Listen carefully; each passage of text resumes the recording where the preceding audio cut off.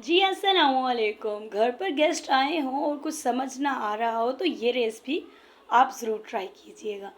अच्छा, 6 अदद मैंने चीकू ले लिए हैं। अगर आपके घर पे कुछ नहीं है, चीकू ही पड़े हुए हैं, उसका एक मज़े का आप शेक बना सकते हैं। आपने चीकू को अच्छी तरीके से छील कर ऊपर से इसका छिलका रिमूव करके बीज निकाल कर जूसर ब्लेंडर में आपने डाल लेने हैं। और देखें ये कितना ज़बरदस्त है। इसी तरीके से आपने स्टेप बाय स्टेप सारे चीकू डाल देने हैं। तो उसके बाद मैंने उबला हुआ दूध लिया है, तो ये तकरीबन आधा किलो से ज़्यादा है। तो ये मैंने डाल दिया है सारा। और 1 कप के करीब मैंने चीनी डाल दी है। तो अच्छी तरीके से हमने इसको मिक्स कर लेना है, जूस बना लेना है। और बर्फ़ के क्यूब्स डालकर हमने ठंडा ठंडा जूस जो है हमारा माशाल्लाह डन हो चुका है चीकू का। एंजॉय करें, लाइक करें, शेयर करें।